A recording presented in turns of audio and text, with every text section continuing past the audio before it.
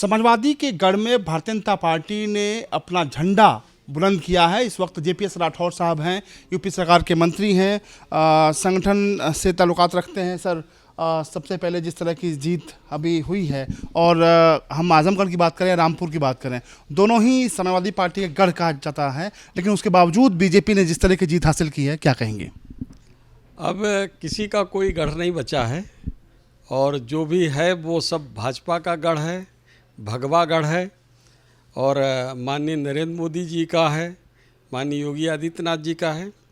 और जहाँ तक रामपुर और आजमगढ़ के चुनाव की जीत का है तो प्रदेश के महामंत्री संगठन माननीय सुनील बंसल जी ने जो व्यूह रचना रची है उसके आधार पे जीत तो सुनिश्चित थी।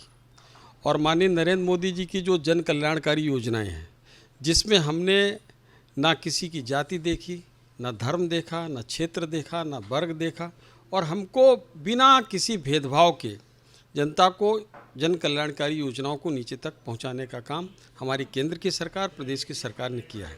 और जनता ने भी उसको उसी तरीके से लेते हुए बदले में भारतीय जनता पार्टी के पक्ष में लगातार मतदान किया है। चाहे 2014 से आप देखिए कि उसके बाद 17 में जीते, 19 जीते, 22 जीते, और ये दो चुनाव जो निश्चित रूप से बहुत डेमोग्राफी इस प्रकार की नहीं है कि भारतीय जनता पार्टी के लिए बहुत आसान सीट हो, लेकिन फिर भी वहाँ की जनता ने हमको आशीर्वाद दिया है। हम रामपुर और आजमगढ़ की जनता को आभार व्यक्त करना चाहते हैं, साथ साथ भारतीय जनता पार्टी के सभी कार्यकर्ताओं को बधाई भी देते हैं कि उन्होंने विपरीत से विपरीत परिस्थितियों में इन जिलों में काम किया, संघर्ष किया, जिसकी वजह से आज वहाँ पर कमल खिला है। लेकिन अगर दोनों ही उपचुनावों को देखें, रामपुर और आजमगढ़, विपक्ष सवाल खड़ा कर रहा है और चुनाव के दरमियान भी विपक्ष कई गंभीर आरोप भारतीय जनता पार्टी पर लगा रहा था। इस आरोपों को कैसे देखते हैं? ऐसा है कि जैसे कि खुद कुछ करना नहीं, अगर हम आपसे प्रश्न पूछे कि अखिलेश यादव को साहस नहीं हुआ आजमगढ़ जाने का, अखिलेश यादव साहस नहीं कर पाए रामपुर जाने का, हमारे माननीय मुख्यमंत्री जी तो दोनों जगह गए, केशव प्रसाद मौर्य जी दोनों जगह गए, और भी हमारे तमाम कार्यकर्ता नेता सब इन विधानसभाओं में लगे रहे, जुटे रहे। तो अब जैसी करनी वैसी भरनी, जैसा उन्होंने बोया है वैसा वो काटेंगे।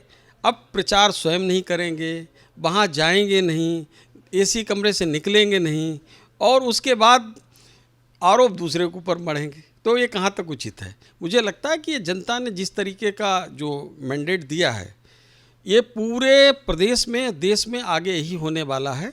और 2024 में आगे आने वाले जो लोकसभा चुनाव है, 80 की 80 सीटें भारतीय जनता पार्टी उत्तर प्रदेश में जीतेगी। लोकसभा का ये चुनाव का 2024 का सेमीफाइनल इसको कहा जा रहा था, अब कैसे देखते हैं? क्योंकि दोनों ही जो परिणाम हैं आपके पक्ष में आए हैं, और मुझे लगता है कि रामपुर में आप लोगों ने इतिहास में नाम दर्ज किया है, और कुछ तस्वीर इस तरह की आजमगढ़ में आई। 24 की तस्वीर कैसी होगी आपके नज़र में? चूँकि संगठन में आप एक मजबूत पकड़ हैं, ग्राउंड जीरो पे काम करते हैं, इसलिए ऐसा है कि भारतीय जनता पार्टी का कार्यकर्ता और जो जिस प्रकार की रचना माननीय सुनील बंसल जी बनाते हैं, और ऊपर से अगर बात करें तो माननीय अमित शाह जी पूरा ही एक प्लान तैयार करके देते हैं, उसके आधार पर पूरा संगठन काम करता है। तो जिस तरह से हमारी योजना रचना है और माननीय प्रधानमंत्री जी के जो जन कल्याणकारी योजनाएं हैं, नीतियां हैं, और उनके प्रति लोगों का भरोसा है, वो भरोसा बहुत ज़्यादा वोट में तब्दील होता है। माननीय योगी आदित्यनाथ जी के प्रति जो भरोसा है, तो इसके कारण मुझे आगे लगता है कि ये फाइनल भी हो चुका है। आगे 2024 में कोई किसी प्रकार की चुनौती हमको दिखाई नहीं पड़ रही। हम जनता की सेवा करना चाहते हैं और जनता हमको आशीर्वाद देने के लिए आतुर है, ऐसा लग रहा है। बहुत शुक्रिया। यह है यूपी सरकार के मंत्री जेपीएस राठौर साहब, जो साफ तौर पे कह रहे हैं कि 2024 में भी भारतीय जनता पार्टी एक बार फिर से इतिहास दोहराएगी। कैमरा पर्सन रोशन के साथ अमित श्रीवास्तव, R9 न्यूज़, लखनऊ।